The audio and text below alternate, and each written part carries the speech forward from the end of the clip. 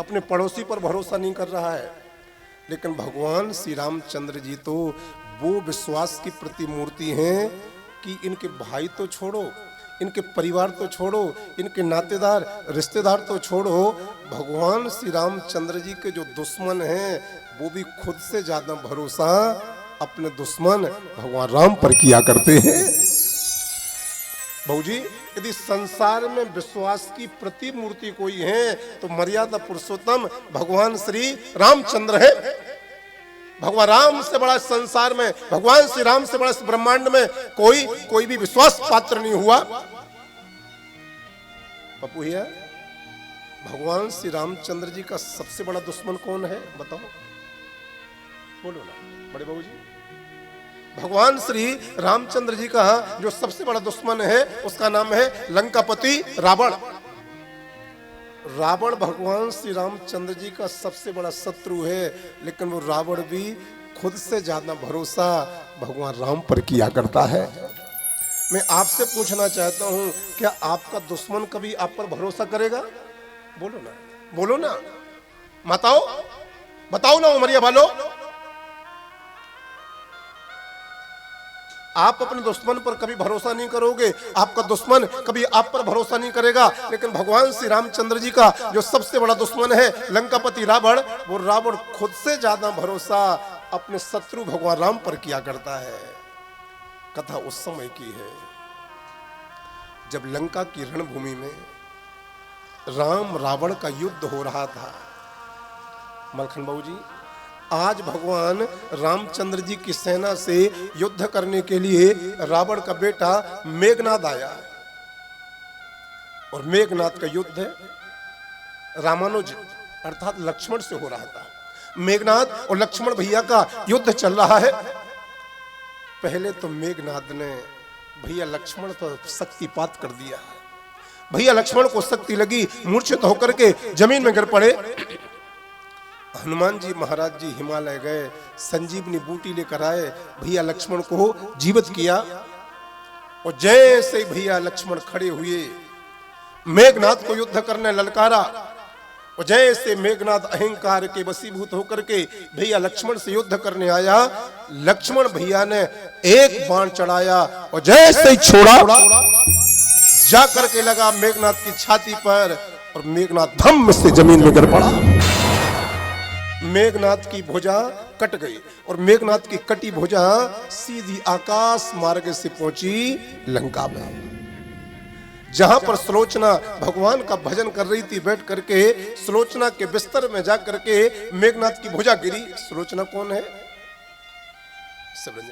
सुलोचना मेघनाद की पत्नी है।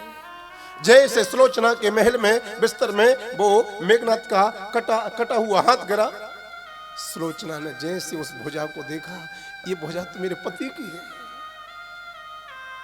ये भुजा मेरे स्वामी जी की है। लगता है भगवान राम की सेना में किसी वीर ने मेरे पति को मार दिया है। सुलोचना उठी, अपने पति की भुजा को उठाया, अपने हृदय से लगाया, उस भुजा के ऊपर रोते रोते रोते रोते सुलोचना ने अश्रु की धारा बहाई, माथे की बिंदी हटाई, मांग का सिंदूर हटाया, हाथों की चूड़ियां फोड़ी, और सफेद वस्त्र पहन करके अपने पति की कटी भुजा लेकर के वैधव्य रूप लेकर के सुलोचना पहुंची अपने ससुर रावण के पास में। पिताजी, ए पिताजी, लगता है कि राम भगवान की सेना में किसी वीर ने मेरे पति को मार दिया है, मैं विधवा हो चुकी हूं। तब रावण बोला, बेटी तू कैसे कह सकती है कि राम की सेना में मेरे बेटा और तेरे पति को किसी ने मार दिया है? तो सुलोचना ने पल्लू हटाया और रावण के सामने मेघनाद की भुजा को दर्शन कराया। ये मेरे कमरे में मेरे पति की भुजा कट करके आ गई है।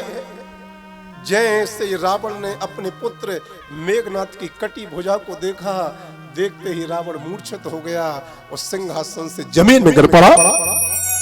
आनंद बाबू जी, पुत्र शोक से बढ़कर के इस संसार में कोई शोक होता नहीं है। हाँ, यदि पुत्र के कंधे पर पिता की सब यात्रा निकल रही हो तो सब यात्रा भी महोत्सव बन जाती है। लेकिन किसी बूढ़े पिता को अपने जवान पुत्र का सहारा बनना पड़ा हो, अर्थात कंधा देना पड़ा हो, उस पिता से पूछो उसके ऊपर क्या बीतती है। इस संसार में सुजित भैया पुत्र शोक से बढ़कर के कोई शोक नहीं होता है। रावण ने जैसे अपने पुत्र की कटी भुजा देखी, जमीन में मूर्छित होकर कर पड़ा। रावण के मंत्रियों ने रावण को उठाया, सिंहासन पर विराजमान किया। सुलोचना ने कहा, पिताजी अपने आप को संभालिए, मेरी छोटी सी प्रार्थना है, जो होना था वो हो गया, मुझे वैधव्य लिखा था मुझे प्राप्त हो गया, लेकिन मेरी आखिरी इच्छा है कि राम भगवान की सेना से मेरे पति के मरे हुए शरीर को ला दो, ताकि मैं एक बार अपने पति का आखिरी दर्शन कर लूं।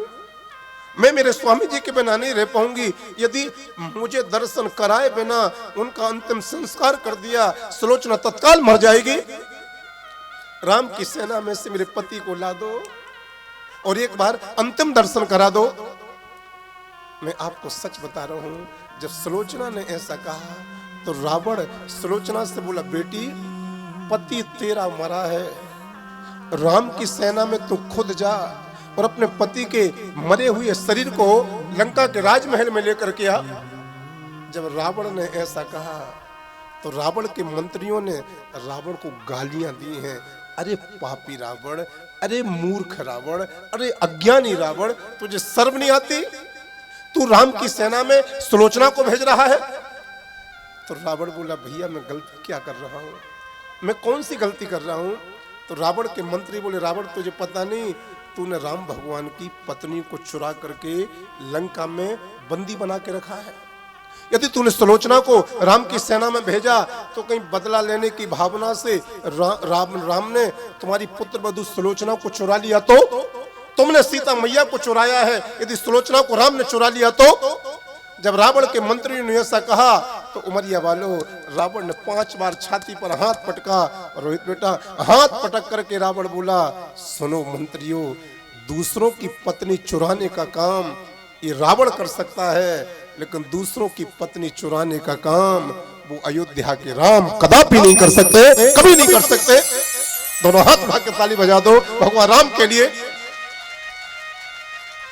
इतना भरोसा हो रावण के लिए भगवान राम पर, वो खुद कह रहा है दूसरों की पत्नी चुराने का काम ये रावण कर सकता है, लेकिन दूसरों की पत्नी वो राम कभी नहीं चुरा सकते। मैं राम को जानता हूं। भगवान राम का सगा दुश्मन सुमन दे दी। रावण भगवान राम को इतना अच्छे से जानता है। वो राम चरित्रवान है, वो राम ईमानदार है, वो राम जिम्मेदार है। रामायण के प्रसंग ऐसे अद्भुत अद्भुत हैं, ऐसे अद्वितीय हैं, ऐसे करुणामय हैं। मैं आपको कितने प्रसंग सुनाऊं, ये मेरा बहुत अति प्रिय विषय है रामायण। मुझे एक प्रसंग